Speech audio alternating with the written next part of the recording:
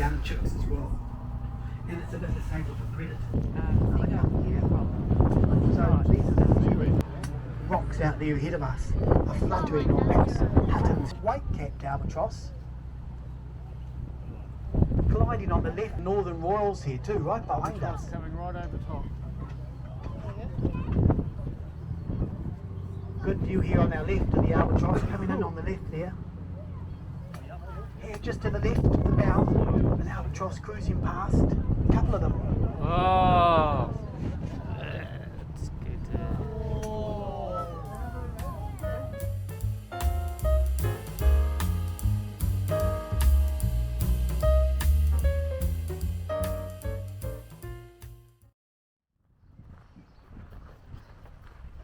As the cafe has a beautiful sprung floor, there are 6 or 7 steel cables that can be tightened or loosened according to the vigour of the dancing. Is that every September? Down below us on the right is Sandfly Bay, and that's named not because of the biting insects from the west coast, but because the sand flies up the hill ahead of the southerly wind. Right over the top of that hill, which is called Sandy Mountain.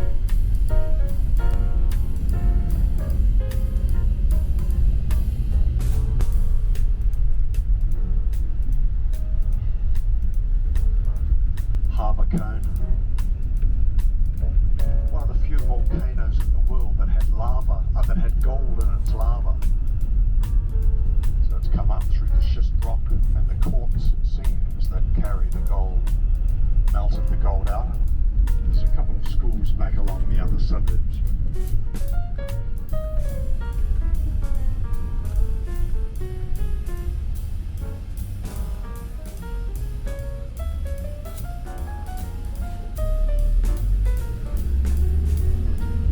This was originally called lime burners because cockle shells built up banks from the dense beds in the sand, and the early settlers burned them for lime to make water changed fresh every day. So the flow tide is big sand flats and they're much richer than the upper harbour. The nutrients are carried in.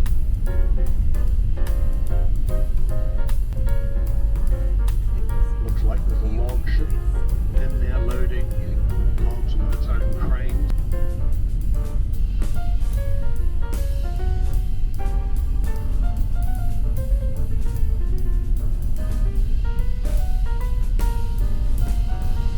This area is called Otago.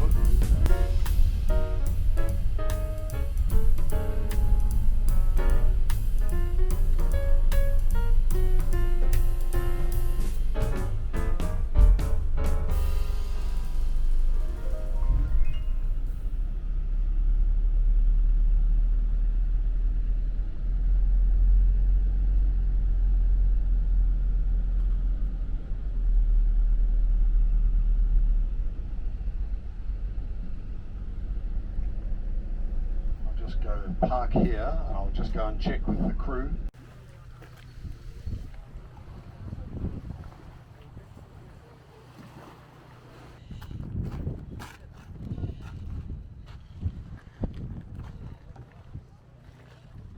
So folks, if you could just gather around now. We just wanted to give you guys a moment here to let you know that it's going to be a pretty rough trip.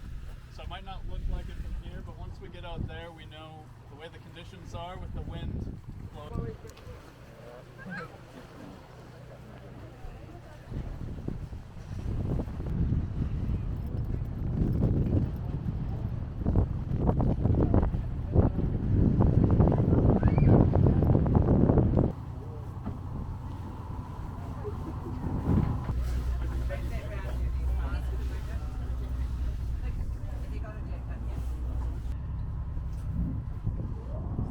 So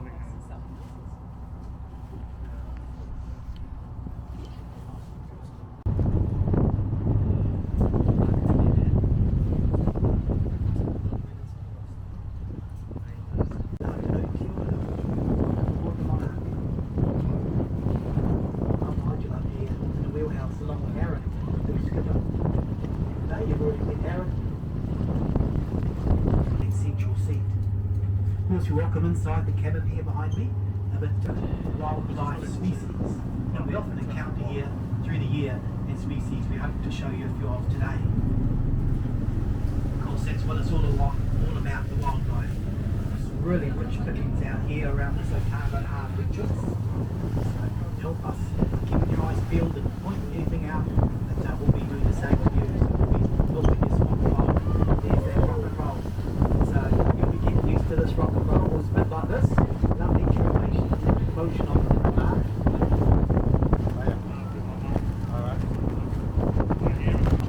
On this big Paramoana sand flat. There'll be a lot of waiting birds waiting to come in to hear the grazers and the probers, scavengers, all sorts of waiting birds come to the... So very sandy part of New Zealand here. It's pretty much all the Monarch sails over all day as sand. In earlier years, they didn't have the luxury of those more mechanised dredgers working efficiently. So they sort of comes into the big sand flats. So there really is quite rich pickings here in the shallows, the warping. Sometimes don't see us these are fish.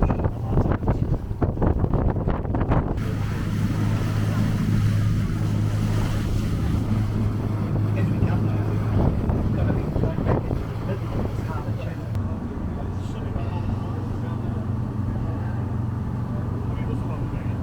See around sometimes a little loop. We don't often get the boy-ho in the harbour, in the young chicks as well. And it's a bit the same with the predators. You know, a bit more susceptible to predation. Have a good look at it. Little looping. Yeah. You know, goes in a burrow. And lays their eggs in a burrow. And so the entrance to the burrow is a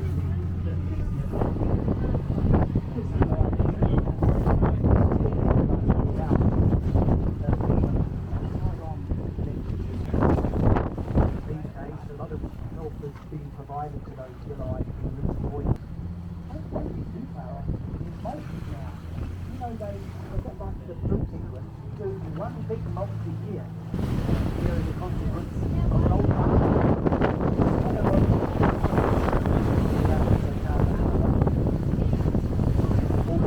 Down a lot of the rock around us, lava.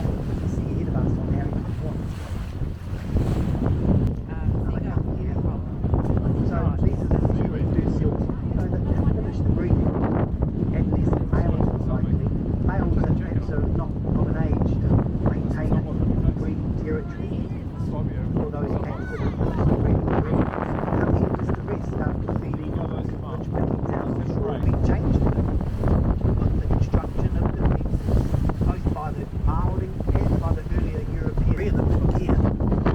If you go to the top of the hill, you know, all the rocks beneath that building, to the left of those rocks, you might see 3 white dots in the grass. Well, that's the northern royal albatross, citadel adventure, or perhaps still one of the very few remaining eggs to hatch. About 30 of the 37 nest sites now have had their eggs hatch. It is just one egg per nesting site. Big eggs about the size of those put together. And big chicks too when they come out the egg. But of course they've been here a while already. It takes 2.5 months incubation before the egg hatches. Here's an albatross to the right, just going over the top of that observatory building here. See the white top to the body? Really good distinguishing characteristic. The white top to the body tells us it's one of the greater albatross, one of the big ones.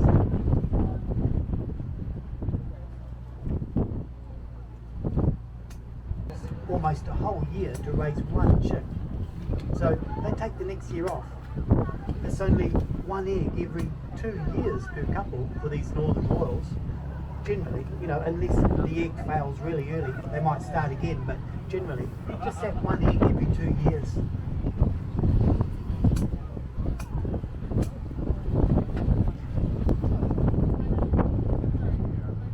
Form of flight, that gliding style.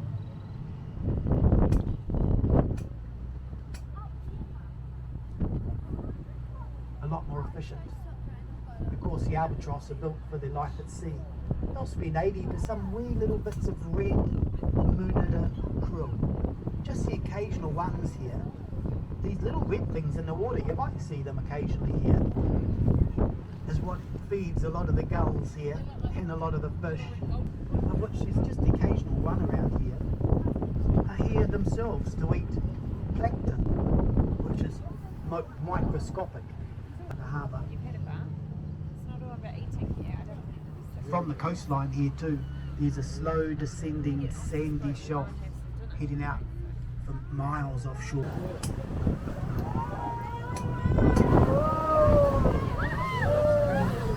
Back up into the ups and downs we go as we get into the middle of the channel, you know, back to the flow, back to the ups and downs. Hey, there on the hill, you'll see a group of adolescent albatross. Can you see the 3 albatross together in a group? So they're likely to be the non-nesting birds, you know, those that are quite not yet of a nesting age. Northern Royals pair bond for life. So it takes them a while to find their lifelong partner. They don't start nesting until around age 8 or 9, the Northern Royals. Albatross flying low across the water. Again, that big white top to the body, great distinguishing characteristic. You see, it glides in that dynamic soaring fashion. They really love the wind. They use the wind for their flight, with the ability they have to lock the wing open. With tendons across the leading edge of the wing, they just lock it in and glide. Is that a wing display up there amongst those birds on the hill? Oh no, one just takes off. He just had his wings out for a takeoff.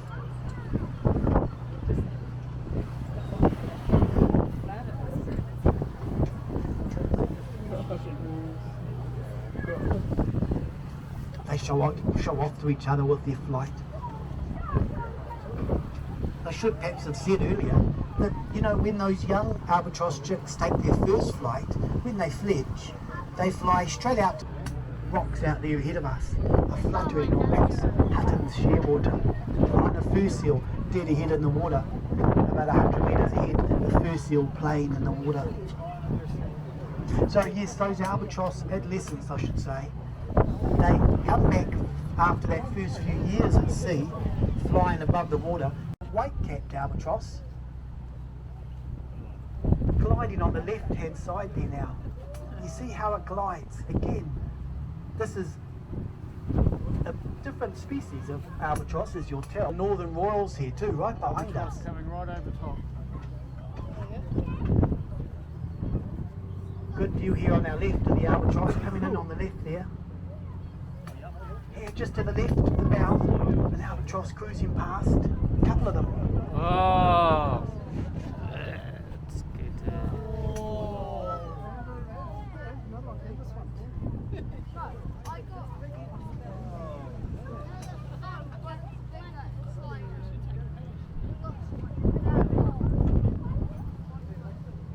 Action. So they might just be tucked away a little bit, but keep a lookout for those fur seal little ones and the mums.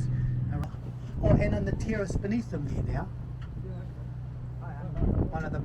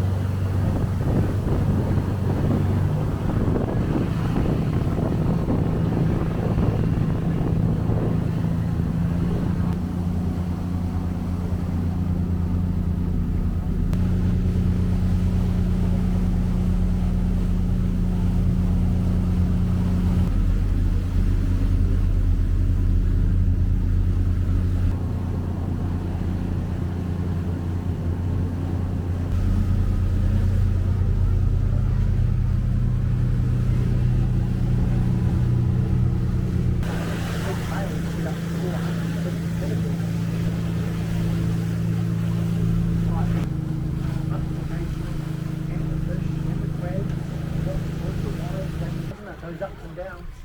But you see how the wildlife, don't worry about that. You're all on your wildlife. much. We'll remind you of what we saw along the way. But again, thanks for coming. Safe travels.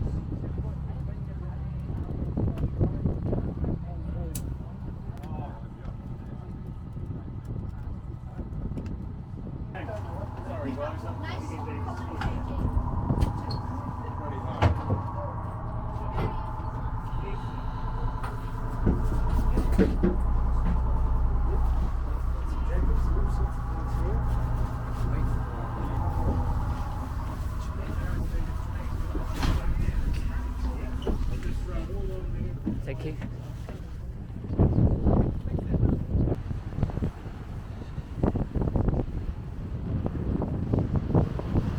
Office from jail and won his campaign. So the voters must have approved of him using other people's money in the Scots manner. Did not agree.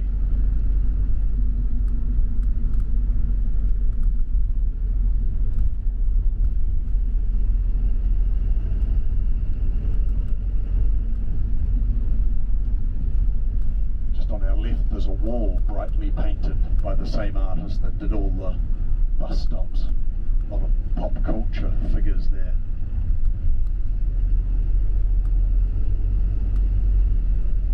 Yeah, my friend used to own that boat shed, since been reclad, but he had a little hole in the floor where he'd drop a line at high tide while he sat in an easy chair and drank rum.